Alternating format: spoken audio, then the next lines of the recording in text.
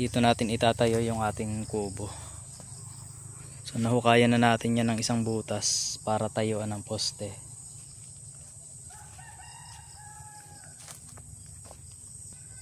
Second floor kasi yung itatayo natin dito, kaya dapat medyo malalim.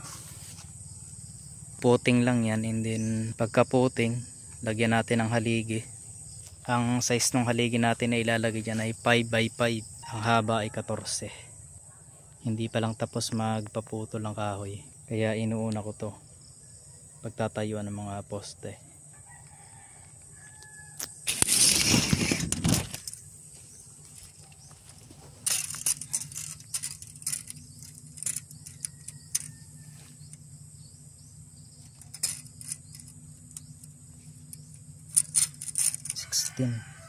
Sixteen yung lalim niya.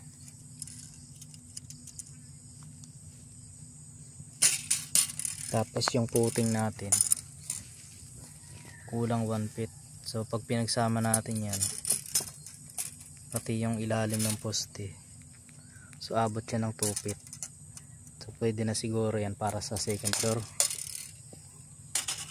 Yung second floor naman di masyadong mataas.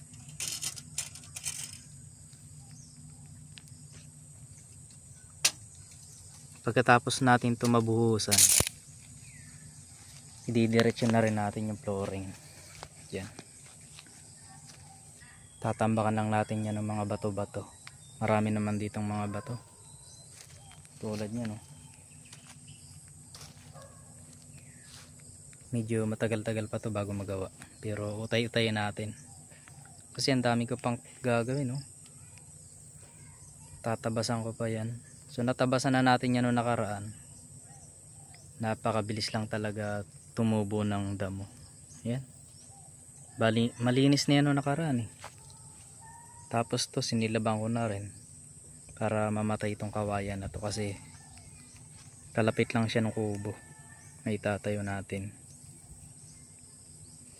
Maraming kawayan dito, pero kagandahan naman dito sa kawayan na to, malinis yung ilalim niya, kaya madaling kuhaan.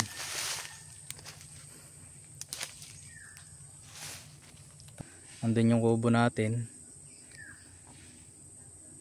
Tapos dito yung part, yung kusina. Lalagyan natin ang kusina dito sa baba. Tapos ito yung pinakanlikod. Ito, malawak to. May tinanim ako ditong rambutan nung nilinis ko. Nung tinabasan ko dito, nasama siya sa pagtatabas, kaya naputol. Di ko na alam kung nasaan yun dito. Hindi ko napansin. Natabas ko rin pala. Dito yung part na yun. Pero tataniman na lang ulit natin ng panibago. Tapos ito hahawanin natin to pagka meron na tayong kubo. Yan, tatabasan natin yan. O kaya round up, para patay yung mga damo kahit hindi na tabasin. Tapos sisilba natin para malinis yung ilalim. Tapos dito sa baba na to, sapa nga pala yung baba na yan. Yan. Kung mapapansin nyo, nung kami nagkuha ng niyog dito, binuo namin. Doon kami naglinis ng isda na inulam namin. Yan. Andyan yung sapa sa baba. Maliit lang naman yung sapa. Pagka malakas ang ulan, saka lang siya nagkakaroon ng tubig. Pero ngayon, ilang araw nang nakainit, walang tubig ngayon na sapa. Ito, tatanggalin din natin itong mga kawayan na to. Pero madali nang tanggalin yan kasi malinis naman yung ilalim. Saka yung iba bulok na. Mapansin nyo, tuyo na yung iba dyan. Kaya madali nang tanggalin. At ito naman yung sinilab natin nung nakaraan. Doon tayo, doon yung daan namin papasok. Doon. So pag tag-init, padadaanan natin ang sasakyan yan para